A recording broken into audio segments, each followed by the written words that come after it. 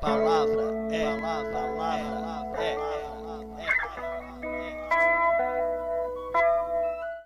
Olá, sejam bem-vindos e bem-vindas ao canal Cloy, uma transposição de suportes do impresso para o audiovisual.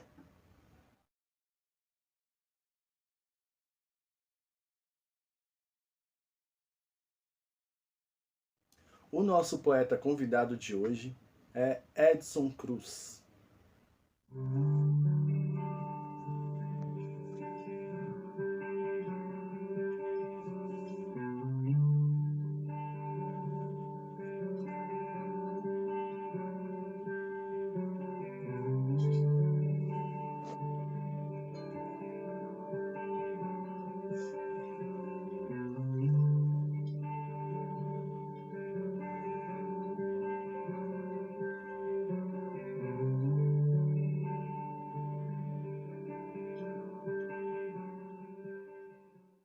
Nascido em Ilhéus, sul da Bahia, Edson vive desde muito jovem na cidade de São Paulo.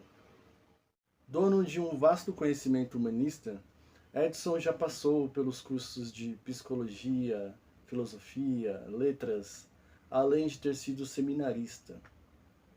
A poesia de Edson, longe de qualquer exibicionismo vulgar, consegue expressar estas múltiplas paixões intelectuais.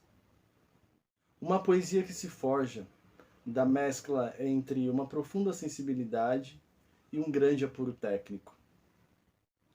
Com 12 livros já publicados e outros ainda no prelo, com vocês, as palavras de Edson Cruz.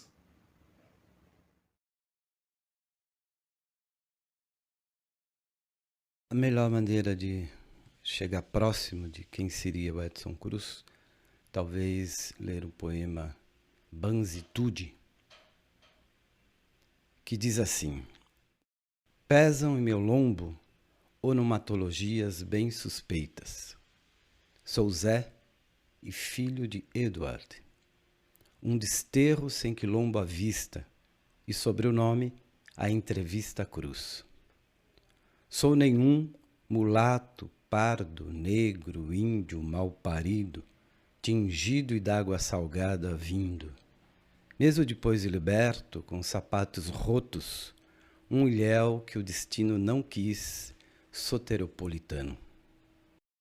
Um grapiúna que descobriu o frio no sul, maravilha, um ex-seminarista com cicatrizes à flor da pele, não ungido, sem excesso de melanina, ainda longe da matéria alva que se tingiu o mundo. Irmão daqueles que não se alçaram ao carro do êxito e continuam sonhando com um suposto e belo fim.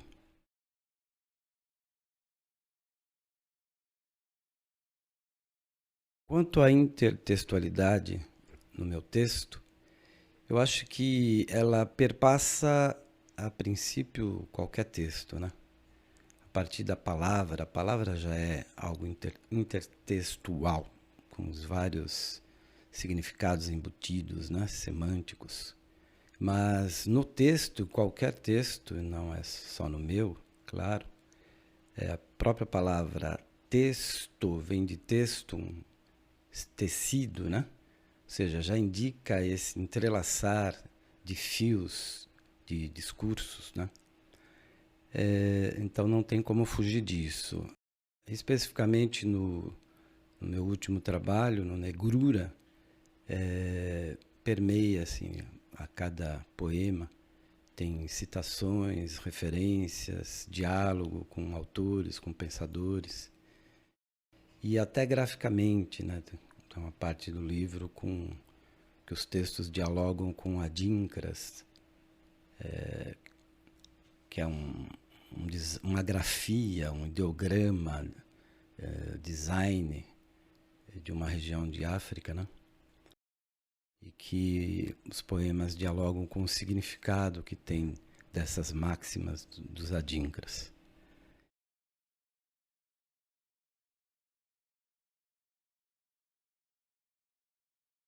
A academia e a poesia. São coisas delicadas, porque, pela minha experiência, a academia se tornou mais um repositório dos poetas e da produção de alguns poetas, mais do que uma discussão, análise, reflexão, né, sobre os textos produzidos.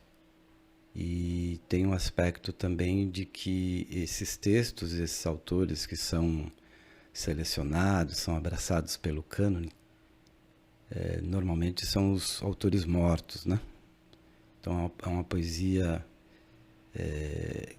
que dialoga com cemitérios, ou pelo menos a crítica dessa poesia.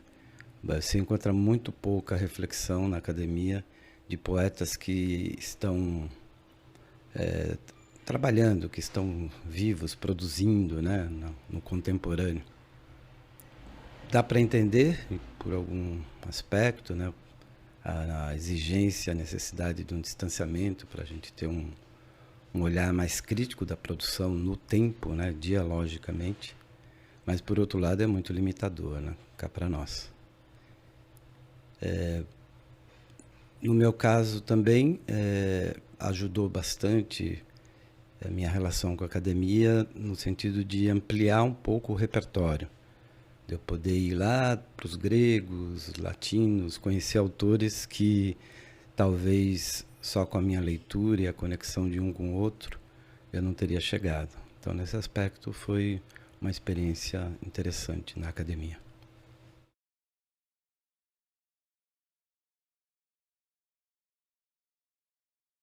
Bom, poesia negra no Brasil,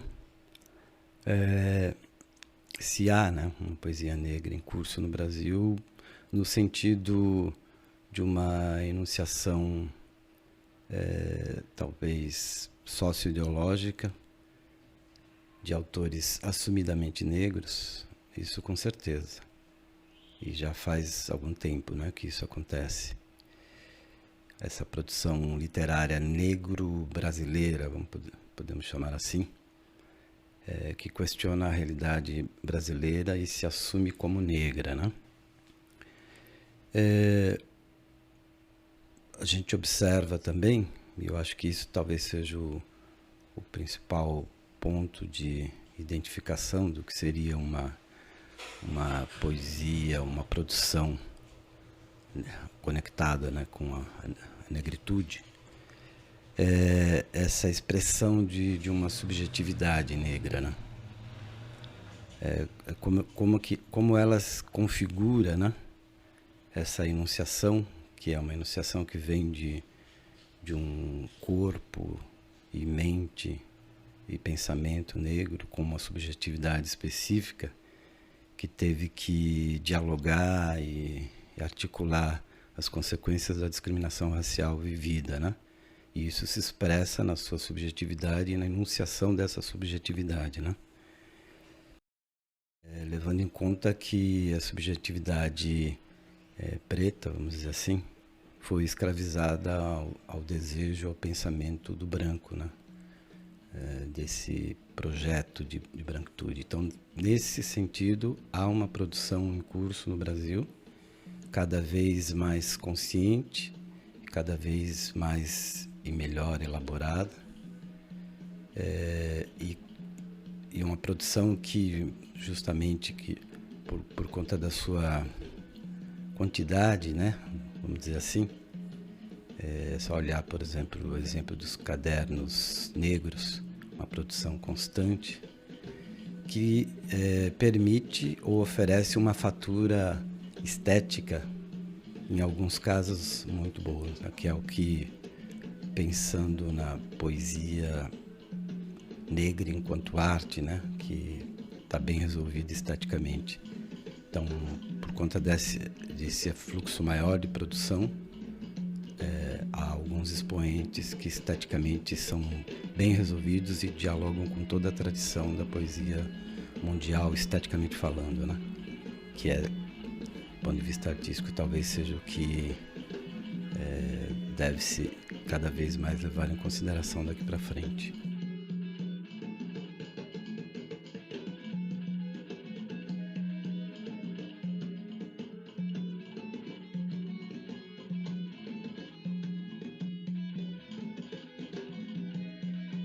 Ângelos. Sou poeta porque roubaram minha infância e instalaram nela um chão sem areia e coqueirais.